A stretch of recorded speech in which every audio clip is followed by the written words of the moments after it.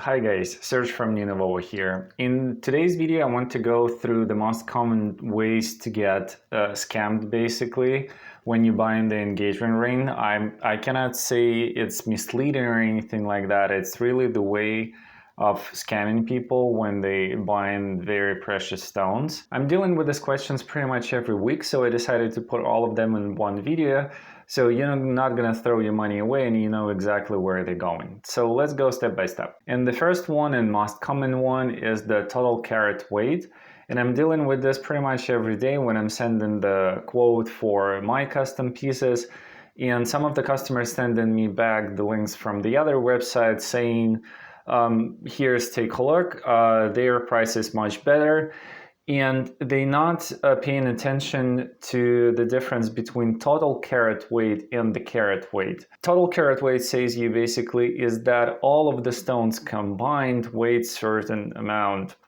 Rather, the carat weight talking about the weight of the exact stone, usually the center stone. 1 carat is actually 200 milligram. You also have to keep in mind that 2 carat would be 4 times more expensive than 1 carat, not just 2 times more expensive. And the same thing goes to the smaller stone. It's not like you can buy 0.25 carat stone and it would be 2 times cheaper than half a carat. It would be 4 times cheaper. So pay attention to these little marks. Usually someone who's trying to sell the ring this way, that would make these marks as small as possible. The thing that you have to keep in mind that 1 carat total weight does not equal to 1 carat. And if you're looking at the let's say Haller ring with half of the carat center stone and the little stone surrounded, the price of it should be 3-4 times less than the ring with the 1 carat center stone. And if you see the difference only like 30% between these two rings, then it means you get in a bad deal for the first one. So be very careful with specification. The other very common thing is the treated diamond or color enhanced diamond, wherever you call them. That's a very big topic, and I'm gonna make the separate video about it, talking about different things that you can do with the diamond.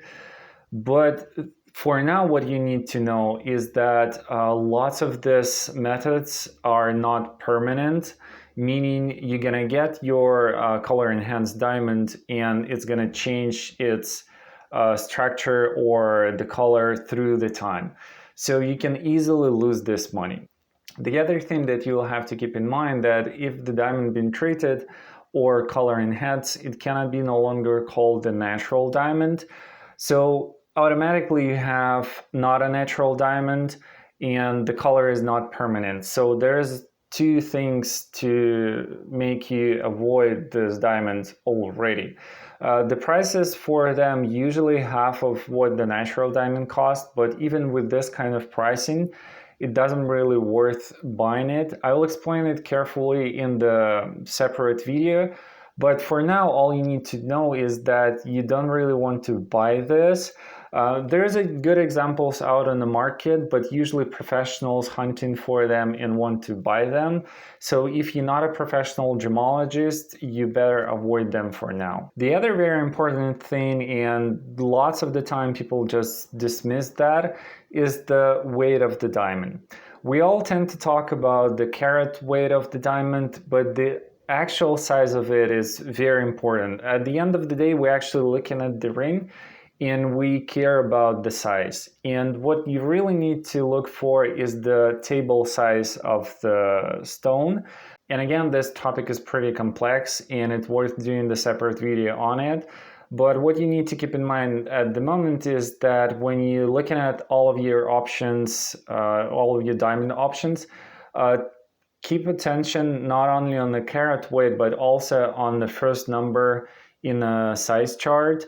You really want to look at the width of the diamond, especially for the engagement ring. Actually, the other thing why you don't want to have the tall stone is that because you'll have to have your setting pretty tall, and then taller the ring, then more it would spin and it's not going to be comfortable to wear gloves or something like that. So pay attention to that as well. The other very common thing, and especially now during December, is sales.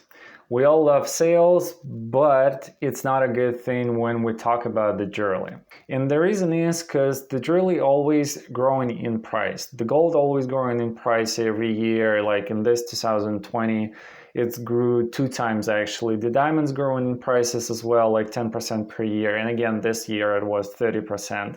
And when I'm seeing this sales like 25% off, 50% off, I'm always asking, like, what was your prices before then? Like, what was your margin and why do you do this right now?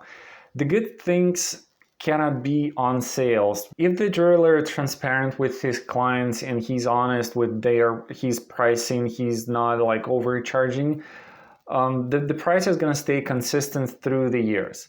It might actually grow before the season, like somewhere in October, but just because the demand is growing and the prices is going automatically.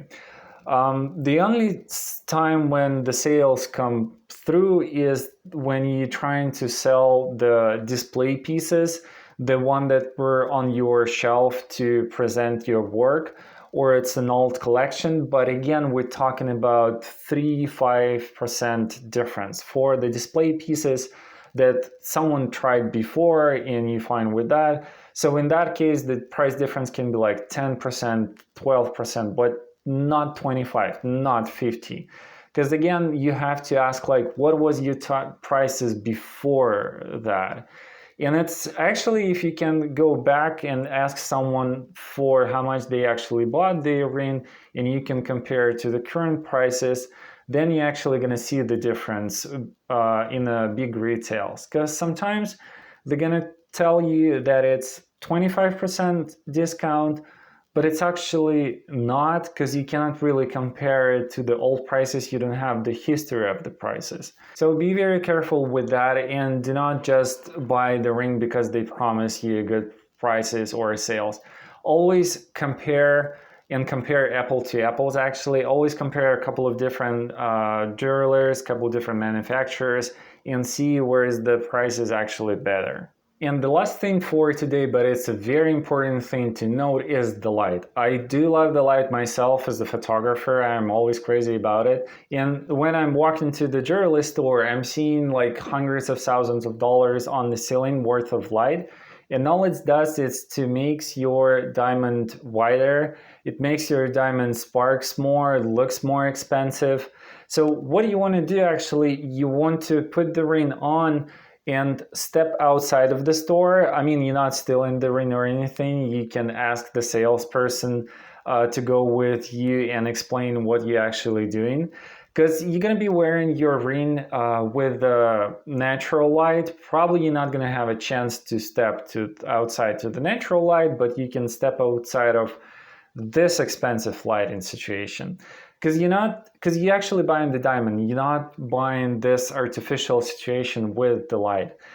And that makes a point to the other interesting thing, because lots of people saying like, oh, when I'm buying the ring online, I'm not actually seeing what I'm going to be wearing. Well, in the jewelry store with the very good lighting, you're not actually seeing that as well. Because again, in reality, you're not going to be wearing this under this specific light. You're going to be wearing this under the natural light. And the other thing, naturally dust and some little things going to be building around your ring, so it's not going to spark the way it is at the jewelry store. So again, first thing that you will need to do when you're buying the engagement ring at the resale store, if you decided to do that, is to explain your salesperson that you want to put it on and you want to step outside to see how this ring really looks like. And that's it for this video today. And again, I walked through the most common things that I'm dealing with every week. There's probably tons of more. Mention them in the comments. I'll be happy to go through all of them as well. Like this video, comment, and I'll see you very soon in the next one. Thank you so much for watching.